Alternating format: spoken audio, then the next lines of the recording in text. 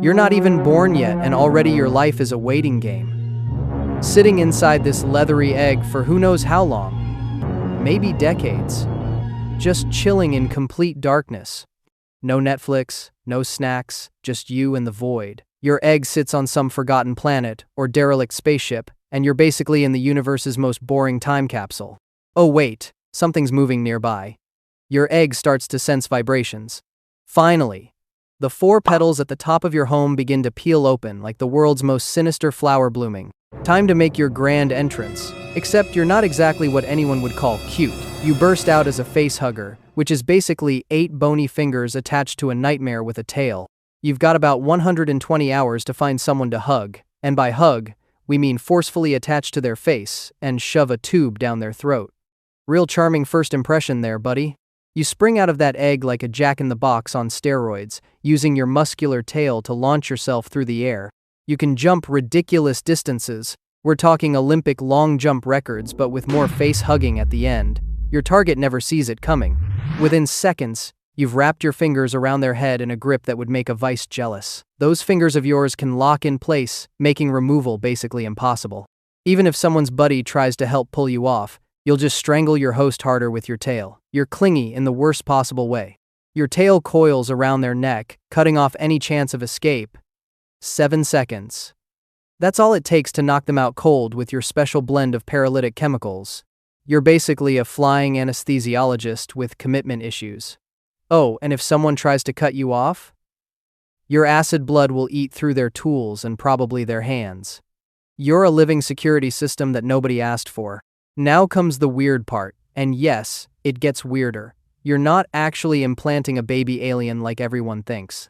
Nope, you're injecting this mutagenic goo called Plagiaris praepotens that literally rewrites your host's cells to build your next form from their own biological material. You're not giving them a parasite, you're turning them into a 3D printer for your next body. Talk about recycling. After a few hours of this deeply uncomfortable process, your job is done. You detach, crawl away to some dark corner, and promptly die. That's right, your entire existence as a facehugger lasts maybe a week if you're lucky. And most of that is sitting in an egg. You're basically nature's most aggressive one-night stand. But wait, you're not done yet. Surprise, you get a second life. While your facehugger body is decomposing somewhere, you're busy growing inside your host as a chestburster. For the next 1 to 24 hours, you're basically a really aggressive tumor with teeth. Your host might feel a bit peckish, maybe complain about heartburn. Little do they know you're in there doing home renovations on their ribcage. Then comes your big moment. You've grown enough, and it's time to check out of hotel host body. Do you politely excuse yourself? Maybe find a nice exit that doesn't involve major organ damage? Of course not. You punch through their chest like the universe's worst birthday surprise. Blood everywhere, ribs cracking, your host's day officially ruined. You emerge as this pale, serpentine little worm with way too many teeth, covered in gore and ready to run. Your first breath of fresh air comes with a side of screaming and panic. You let out this adorable little shriek that sounds like a demon baby's first cry. Touching moment, really. You scurry away as fast as your little body can move because right now, you're about as threatening as an angry noodle with dental work. Any janitor with a mop could probably take you out. You're vulnerable, squishy, and desperately looking for the nearest air vent to disappear into. You need to find somewhere safe to hide because your next trick is even more ridiculous. Over the course of just a few hours, you're going to grow from a foot-long chest snake to a 7-foot-tall killing machine. That's like going from a Chihuahua to a Great Dane during a single Netflix binge. Your body starts producing this silicon-based exoskeleton, shedding your pale baby skin for that signature biomechanical look. Your inner jaw develops, giving you that charming smile within a smile that'll make you such a hit at parties. Those cute little arms grow into razor-sharp claws, and your tail becomes a spear-tipped weapon of doom. Puberty hits different when you're an alien. Now you're a full-grown drone, and life is all about the hustle. Your day job? Finding more hosts for your siblings. You've become a professional kidnapper with acid for blood and a face only a queen could love. You spend your time skulking through ventilation shafts, learning the layout of wherever you've ended up, and generally being the worst roommate imaginable. Your new body comes with some pretty sweet upgrades though. You can climb walls and ceilings like gravity is just a suggestion. Your tail is basically a Swiss Army knife that doubles as a spear. You don't even need eyes because you've got this whole echolocation thing going on, though nobody really knows how it works since you don't have visible ears either. Science gave up trying to figure you out. Plus, if anyone tries to hurt you, your blood will melt their face off. Try explaining that to your insurance company. Your inner jaw is basically a tiny battering ram that can punch through bone and metal. You've got more teeth than a shark convention, and they're all pointed in the direction of, this is going to hurt. Your whole head is shaped like a banana designed by someone who really hates everyone. Those biomechanical tubes on your back? Nobody knows what they do. Maybe they're for breathing, maybe for sensing, maybe they're just there to look cool. You're a walking mystery wrapped in an exoskeleton, wrapped in everyone's nightmares. But here's where it gets complicated. You're not just some mindless killing machine. You're smart, maybe too smart. You learn patterns, set traps, and even use psychological warfare.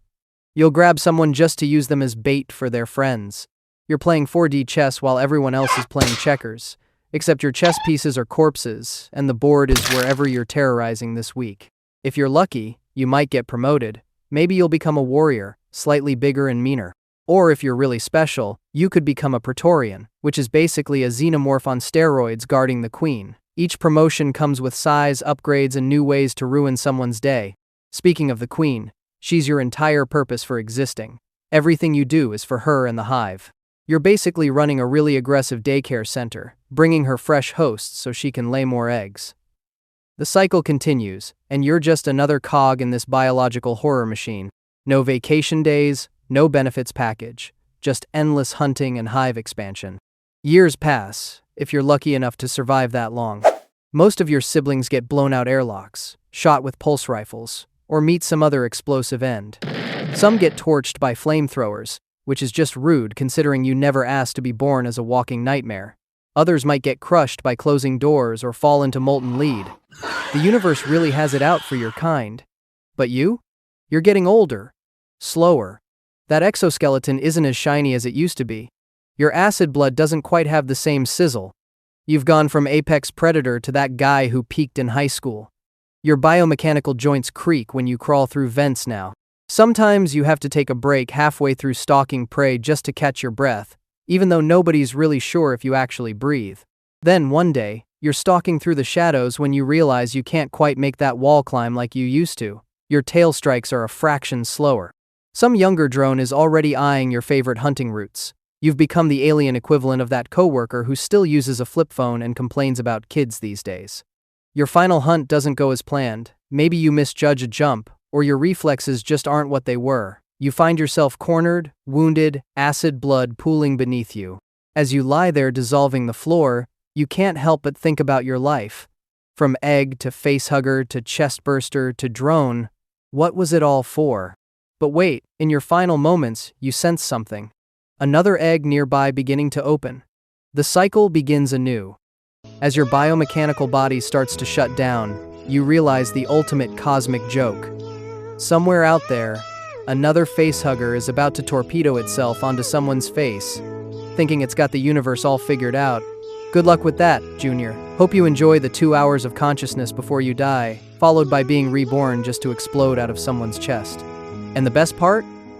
That new little facehugger probably thinks this whole be born, attack face, die, be reborn, explode from chest, grow up in 3 hours, hunt forever, die slowly, lifecycle is totally normal. Nobody told you there'd be no dental plan in this hive either. Should have read the fine print on that evolutionary contract.